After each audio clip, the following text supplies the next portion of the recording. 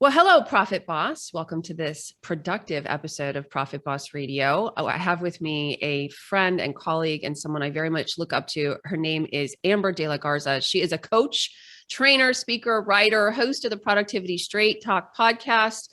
Speaking of writers, she writes great emails, so you definitely should sign up for her email newsletter. She's the creator of the Stop Leverage Formula. That's STOP. It's an acronym. She helps small business owners improve their time management and elevate their productivity to maximize profits, reduce stress, and make time for what matters most. Truly, she is a guru of living a happy life and organizing your time and yourself and keeping all your systems running. Welcome to the show, Amber. Thank you so much for having me. I'm so excited to chat with you. I am just so excited to be able to ask all the questions I want to ask because you're so productive. I never feel like I know when I can get on your calendar. So here we go. Here we go. My pent up list of questions. First of all, what is the Stop Leverage Formula? You're not stopping leverage. What are we doing here? Yeah, absolutely. So STOP means how to learn how to leverage yourself, time, organization, and people.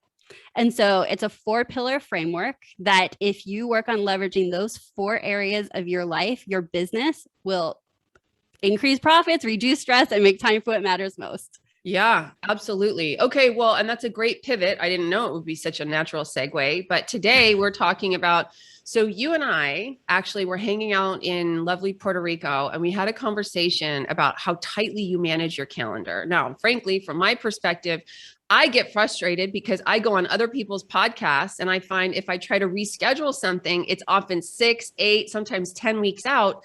And I notice that I try to make time for people. If people ask me, I'll rearrange my calendar, I'll move things around, and then I'll end up irritated or annoyed or frustrated or just lacking, rest.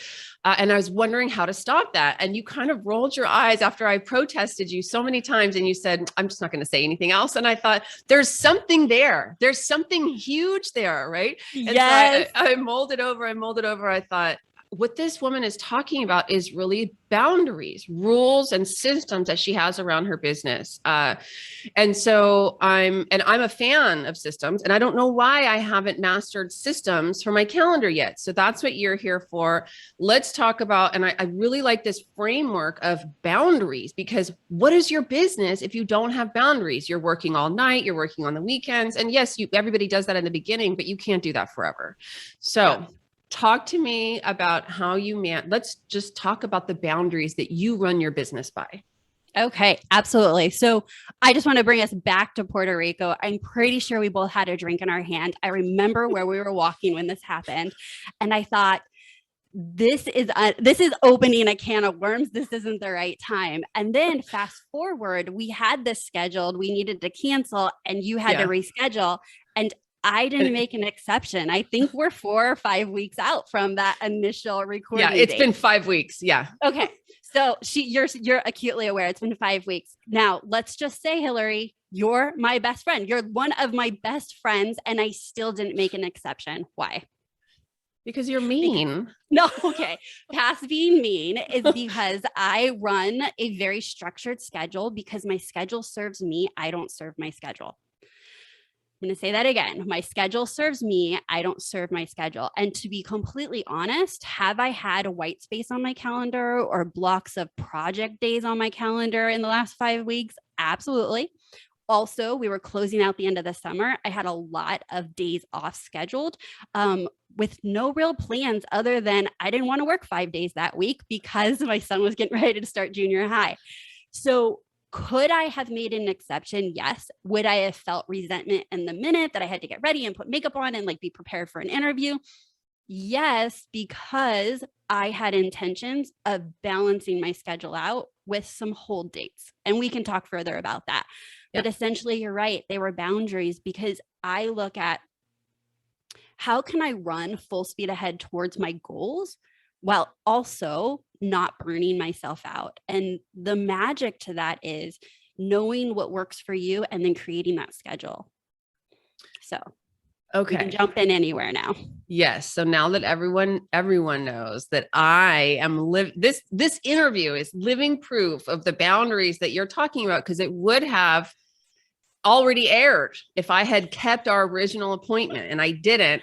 So that said, more power to you. And let's talk about, first of all, how do you even begin as an ambitious person, an entrepreneur, to notice and acknowledge that the limits of your own energy? How, like, for example, do you know that you only want to work an average of 4 days a week, or that you need 4 or 5 weeks a month, a year off? How do you think about that? Yeah, absolutely. So at the end of the previous year, so in December for next year, this is when I would do it, is I actually go through, and the first thing that I do is get my son's school schedule, and I put all the days off that there are. And then I lay over possible vacation days. So if it's a 3-day weekend, or it's a week off for Thanksgiving, or 2 weeks off, and then I lay over one extra like girls trip, right? So like I remember when you and I were going back and forth, like when can I make it to Puerto Rico? And I'm like, this month, this week is really good. I was already looking at my schedule based on other time off. Mhm. And the reason is because you want to put boundaries to your time, because there's something called Parkinson's law. Parkinson's law states that tasks expand to the amount of time given. And so if your schedule is open 7 days a week, it's crazy. You could still wish for 8 days. And if you worked 5 days, you would give anything to work a sixth a day. There's always more to do. And so really what this is saying, I know that there's a ton of things that we can do to grow our business and hit that next financial goal and all of our dreams. But our business goals shouldn't be over here at the expense of our personal goals in life. And what I found is if you're really clear with the life you want to live, and you create those goals and you create your business goals, then your schedule needs to work together to serve that. So, okay. So first of all, I talk about Parkinson's law as it regards doing budgeting by bank account balance. I always say, Okay. if you put the money in your checking account, you will spend it. So put it Yes. somewhere else. So good. I like that reference. So at what point in the business, I mean, at some point when anyone, when they first start a business, all they have is time. They have no customers, they have no revenue, they have no staff. Yeah. And so, workaholics win. So at what point do you start to say, okay, I've got to put some boundaries in, or did you do it from the very beginning? Yeah. So I actually started my business when my son went to preschool. And so I only had real help when he was there for like 3 days a week.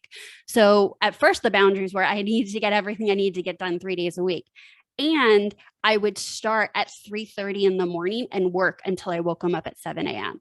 for his day, because I had these ambitious goals and I was going to create time and space. And does that work for everyone? No, but those were the boundaries because I wanted to be, on the days he was home, incredibly present. So it was about being creative. But I do want to share with you, Hillary, that my schedule doesn't look the same this month as it's going to look in the winter, as it's going to look next spring. There are times and seasons, I call them seasons, either seasons in our personal life or seasons in our business that require head down. I went through January, February, and March this year. My head was down. Like, we had big projects. I was definitely working 5+ days a week. But that was by choice. And then I take a step back, and then I went to a 4.5-day week, and then to a 4-day week over the summer. And then, you know what? My son's back in school. I'm going to be back to a 5-day week. So what works for you today may not work for you, next month or next season. So my tip here is to be open to what is going to work for you, what does your business need, and what does your personal life need from you? And then adjust the schedule as you're moving in and out of seasons. Okay. Let's go circle back to the blank calendar for a second. And then I want to talk about the frameworks that you use. So you're looking at 2022. Let's just say you're planning for 2022. How many 3-day weekends do you do? How many vacations? So we work into that, meaning you're not going to end up where you're not going to start where I'm ending up. I just want to say that. But I have about 9 weeks total of days off scheduled in 2021. So I haven't done 2022 yet. Right. And here's the trick, is that every time my son has a professional development day, a 3-day weekend, I mark that off. And here's real life example. I was finishing out reviewing my schedule with my executive assistant this morning for October, November, and December. And I was like, put that day back on my calendar. Clearly, my son's not going to school much in November. So I'll take a couple off. I'm not taking them all off, because we saw that my schedule was being maxed out all the way through November of like, what does Amber's availability look like? So then I was able to choose to pull some of those back. Okay. But I started off with 9 weeks. Okay. And so that's just an evolution. You're not saying First and foremost, I would say start off with 2 weeks, right? Like if you leave corporate, you probably got 2 weeks, maybe 4 weeks. I would grow into it and make a goal that each year you add more days or more weeks. The other thing is that I want to share that we don't need to think of this as all or nothing. So if you hear my 9 weeks and you shut down and you're like, there's no way. Okay, there's no way. But is there a way to get 1 week? Is there a way to get 2 weeks? We're recording this in August. So by the time it goes live, it's September. So in the last quarter of this year, can you get 2 weeks off? Mhm. Like instead of thinking all or nothing, what pieces can you make your reality now? And when you see that happening as positive proof you can do it, I bet it will be easier to plan 2022 with 3 weeks or 4 weeks. Okay, so you're aligning your days off with your son's school schedule, but are you also taking days where you just don't get out of bed and read a book or wander around in the shops or something? Yeah. So I call those bonus days and I just Okay. hold them. And so as a coach, I schedule my schedule that my clients meet with me the first and third week or the second, fourth week, right? So many months there's a fifth Tuesday or a fifth Thursday. My coaching days are Tuesdays and Thursdays. I block that off so nobody can schedule anything. And if I don't want to get out of bed, I don't get out of bed. If I want to work on a project and make some huge headway in the business, then I use it for that. And if I want to release it back and just let it be filled up with appointments, I do that too. But first it's a hold, then I get the choice to pull it back. So bonus days. Go through your entire schedule and find all the fifth days of the week, whatever days, and put holds on them. All the times there's a fifth Tuesday in the month. Yeah. Yeah. Perfect. This is great. My brain is working. Okay. So let's talk about the systems people need in their calendar for the various aspects of their business. How can people categorize what they need to calendar? Right. So when we were talking about Parkinson's law, tasks expand to the amount of time given. Well, that can work for you or against you. And Hillary's giving you tips financially of how to make it work for you, right? Like move that money out of the checking account, like protect it. And I'm going to say that's the strategy I was giving you is like move those days off of availability. You can pull them back if you need them, but you're protecting it. So the same thing to make Parkinson's law work for you is to always look at what are the things that you absolutely need to make time for to allow you to achieve your goals. And I break those down into 4 areas. We can call them departments or buckets of time. And I believe that every business owner needs to show up at their highest value activity in one of these 4 areas. The first one is marketing and visibility. So think of this as how do you let the world know what it is you do and how you can help them? And when you show up consistently in those areas, it overflows into the opportunity to have sales conversations. So specifically saying, I'd love to work with you. Are those consultations, discovery calls, proposals? What is that sales event or activity? And then the third one is servicing your clients. And so depending on what business you're in, the thing you're getting paid for. So for me, it's coaching, it's training, it's speaking. If you're a financial advisor, it's going to be giving them financial advice and meeting with them for strategy. And so making sure you have specific time that's revenue generating on your schedule first and foremost. And then the fourth area is leadership, because those areas of our business, the first 3 buckets, in addition to all the other things that it takes to run our business, it actually requires us to leverage through people. And hiring is not the end of leveraging. You need to show up and lead them and communicate with them and clearly delegate to them and have meetings. And unfortunately, what happens is that time gets squeezed out as not as much of a priority as the doing in our business on what is on our, as the business owners, to-do list. But I would love to just help your audience reframe that to say, where else can you invest an hour and then get 30 hours of work, right? So that you invest an hour to have a one-on-one meeting, delegate, support, train them, and they can go do 30 hours of work for you or 20 hours of work for you. That's good leverage. That is really good leverage, right? So even if you double that, it's 2 hours, which might seem like, oh my gosh, like I have to be in a meeting for 2 hours or twice a week, but you're getting so much more time back because you've given your team member what they need to succeed. And that's leadership. Okay. When you started speaking, you said people need to show up in one of these four, but you actually meant all of them, right? Yes, I'm sorry. Yes. All Okay. of them on a recurring basis. Yeah. And when I meant one of these areas, meaning the question I get asked often, Hillary, is like, okay, so I want to be more productive, but what does productivity mean? Right? Like, what are my most productive activities? Right. So to me, productivity is doing stuff fast. Oh, no, because you could be doing the wrong things really, really fast. you could be really, really fast at running down the wrong road, right? It's not taking you or propelling you towards your goals. And it doesn't scale because the faster I get, the more mistakes I make. And that's not good. Right. And, productivity is not actually getting everything on your to-do list done. I would venture to say, actually, one of the most productive things you can do is be decisive on what you're going to delete. Right. To allow that clarity and focus of what are the things I'm really going to show up in. And when I share these 4 areas, buckets, departments, right, for us to invest our best time in, is that the question lies, but my business requires so much more. There's so much more a business requires us to spend our time in.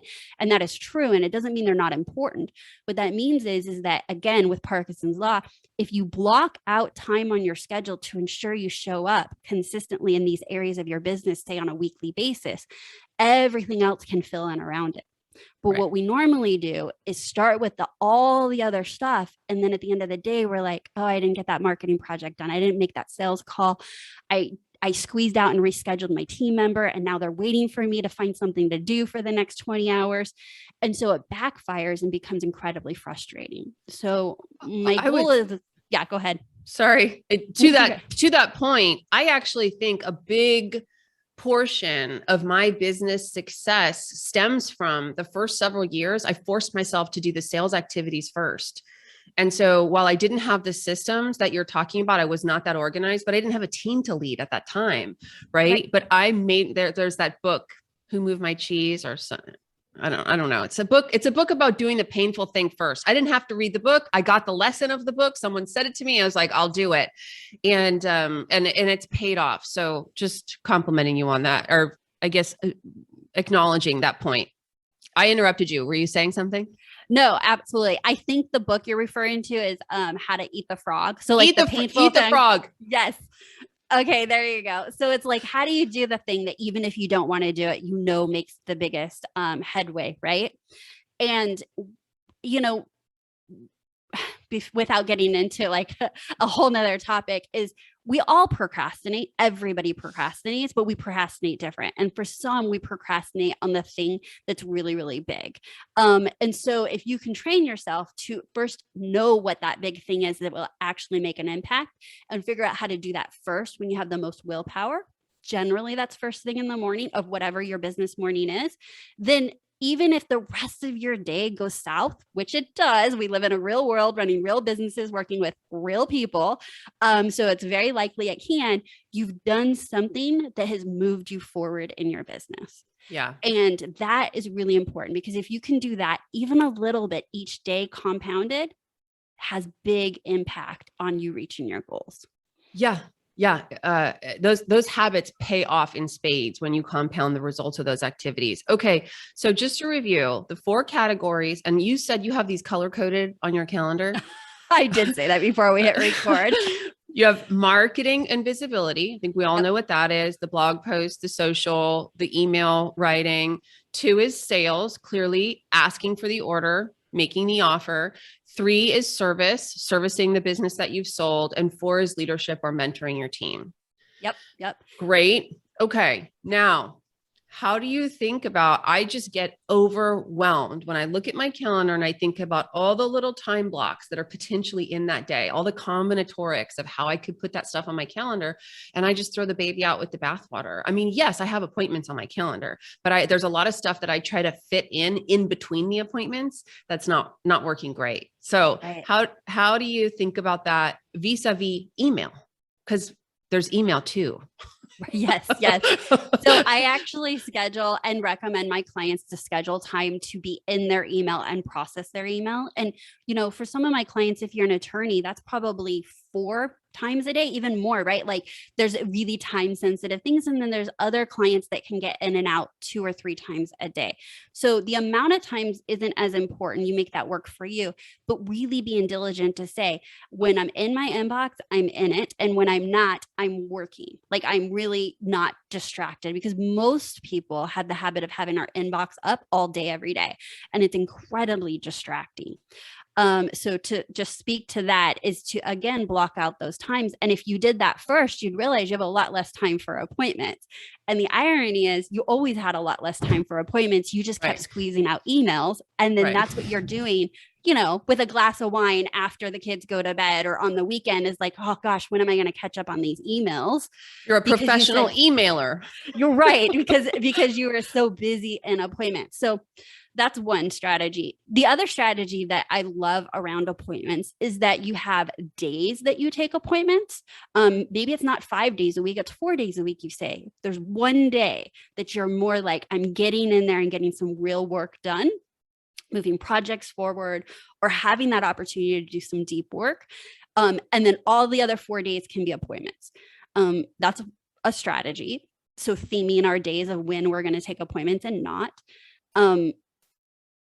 Another one is actually making sure that it aligns with our personal energy management.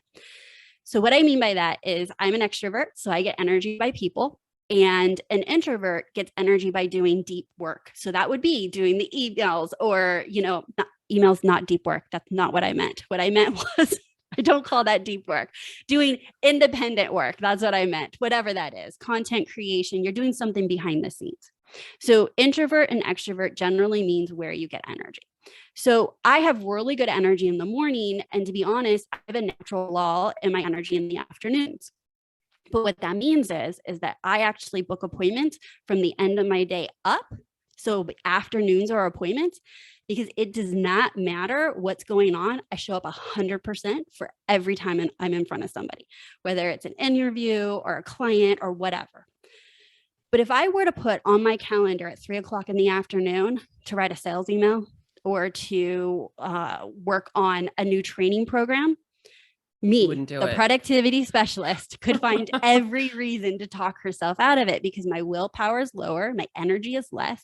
I'm not able to show up my best. And so I let myself get distracted. Does this sound familiar to anyone listening? Mm-hmm. And so it may just be that you're putting the wrong type of activity at the wrong time of the day. Okay. And then what about the idea of task switching?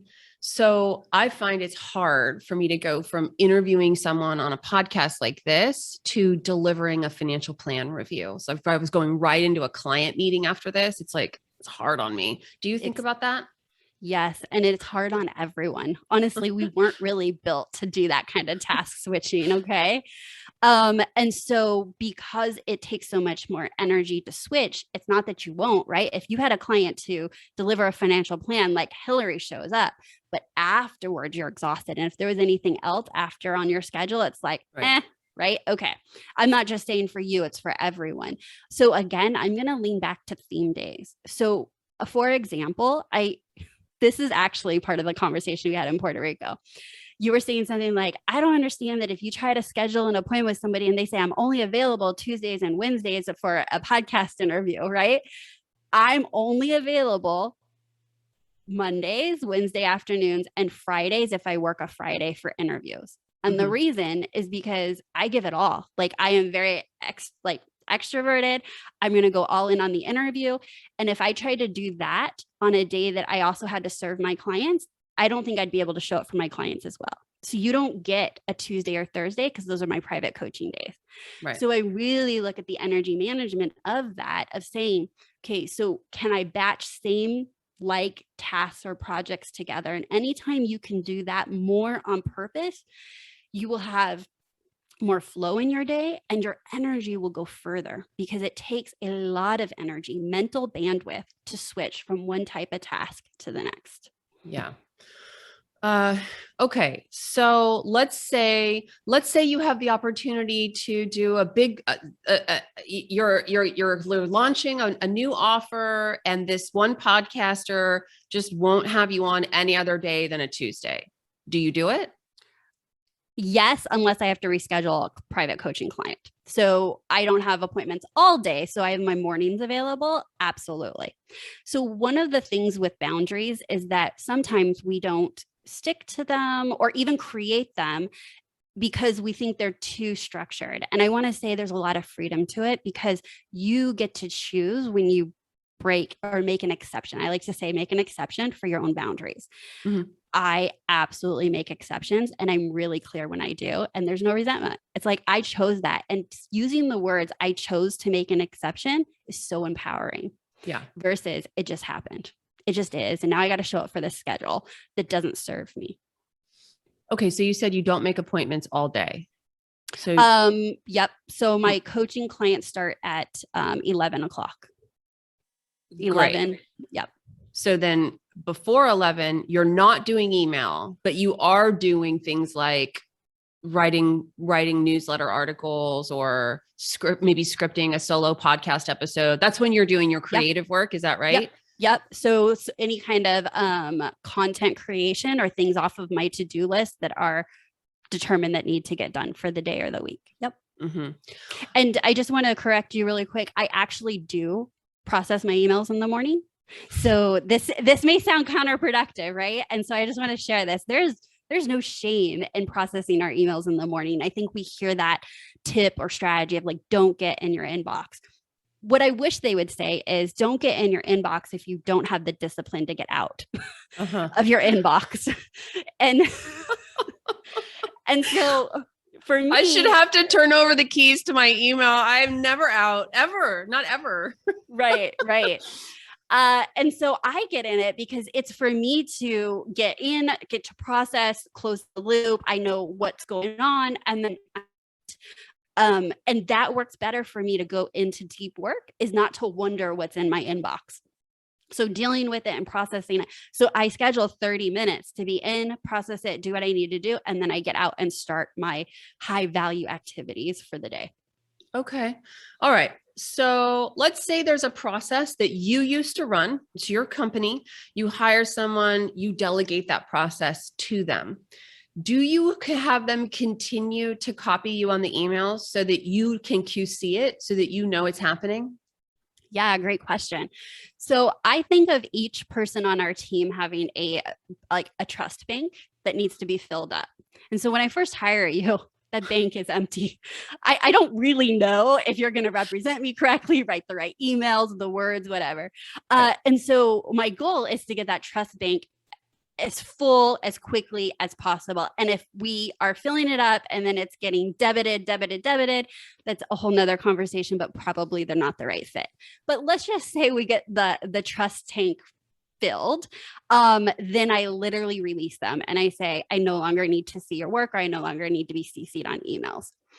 I remember my executive assistant, I had a game plan for how long I thought I was going to need to be reviewing her stuff. And I got so excited that her trust tank was filled super fast that it just like came rumbling out of my mouth. We got a good laugh out of it. And I was like, the leash is off. And I was like, you don't say that to employees. You don't say that to team members. But what I meant is, this is our baby. This is our business, right? And so when we build our team, like, we do have a leash. We need to see, like, are they using the right words? And are they representing us correct? And then one day you're like, I actually am so thankful you've gifted me back that bandwidth. I don't need to see everything you're doing. Yeah. Okay. And then are there other deliverables or ways that you manage your business. One thing, for example, I have found to be massively helpful for myself is rather than manage my business from inside my email inbox, I've started keeping a list of current projects, each person on my team who's working on what. I update that list at our one-on-ones. It just gives me, it's a one place where I have high level oversight into what the heck is happening. And I actually read through the projects list at the team meeting so that everyone knows what's happening and like that. I have found that to be super helpful. Anything awesome. like that for you? I mean, I just made that up. You're the productivity specialist. Maybe you have something way better. I actually have something super similar. So we actually use a task management, project management program called ClickUp. And inside ClickUp, they have these things called dashboards as well. So each person on my team has a dashboard and I keep their projects on there and also the agenda for our meetings. And then also it's a digital notes. So as I'm going through my week and I'm like, oh, I want to talk to, Sabrina about this and Lacey about this, I just go to their dashboard and write it down on the agenda. And now the agenda is created in real time. So that's not something else that shows up on my to-do list. And now we go through the dashboard, like you said, projects and anything that I wanted to bring up to them. So very similar. I love that. Very great. Okay. So 9 weeks off, 3-day weekends, bonus days, 4 categories of stuff in your calendar: marketing, sales, service, and leadership, which of course comes after all your personal time off. Yes. This is aspirational. This is great. So then, if you want to work up to say the 9 weeks, right? It's this green light, red light of like, let's say you can do 2 weeks with your current team and the way things work. But what if you learned how to leverage yourself, discipline, mindset? What if you learned how to leverage people on your team or even people in your personal life so that you had more time in the business, right? So that's where the STOP comes from, is that when you learn how to leverage all of these areas, self, time, organization, and people, is that it becomes much more of a reality that you can take more time off or, choose the lifestyle you want. Like my goal was more time off. Your goal, whomever is listening today, that may not be your goal. Your goal is like, I want to get home 3 nights a week to have family dinner. Like that is a real reason my clients work with me. They're like, Amber, if I don't get this together in my business, like I might get divorced. Like that is the reality of somewhere people are at. So don't get stuck on the 9 weeks of vacation. There's a line from anywhere that you're currently at all the way to 9 weeks or even more. But why do you want to be more productive? My guess is it's a combination of increased profitability, less stress, and truly feeling guilt-free time to do what matters most, which generally isn't the things we find in our business. Right. One thing I've noticed that's been a little bit surprising to me is I take my evenings off to spend with Harlan. I mean, I probably spend 2/3 to a half the time working that I used to, like a half. And I still feel like there's things I don't get done. I am proud of myself as a mom, as a wife. Like I don't have that conversation of, oh, maybe I'm not there. Maybe I'm not present. Maybe she doesn't know me. Maybe I'm not being a sufficient mom. I know I am. Right. And so that I feel good about. I love in life not having regrets. Yes. So in one of the methodologies that I teach, it's called the AND method. And it's about creating I'm going to reach this business goal and have nights off with Harlan and to be able to take a girls trip to Puerto Rico twice this year. I'm just putting it out there, Hillary. Whatever that looks like is, if you first create it and say, what does it look like? And not either or, then you back it into, now you create the plan that allows for that to happen. But many of us say we're going to create goals in our business, and then we don't look at the personal, or we create goals that they're fighting for, right? Like I have these big goals in business, but I also want to have 9 weeks off and time at night with my family. Well, unless you're going to learn how to build a team and do all of that right. They're fighting each other. So it really starts with the plan and then making it happen over time. It's the reality of whenever you want something new to come out of your business or to up level, you have to learn to do something you've never done before. It really is something. Right. Let's talk about, you have a masterclass coming up. Do you want to talk about that? Yeah, thank you. So we have a masterclass and it's called Full Speed Ahead Masterclass, How to Achieve Any Goal You Set. And it's going down on September 23rd. And you can join us by going to amberdelagarza.com/full speed ahead. Awesome. I will be talking more about your masterclass on social media. If you are listening, you can tell by the wisdom bombs that Amber is dropping that this really is her bailiwick. She does this all day long. Productivity is the key and the foundation to everything, every single business. It is ubiquitous in business. You can't be successful without it. So I highly recommend you take part in her masterclass.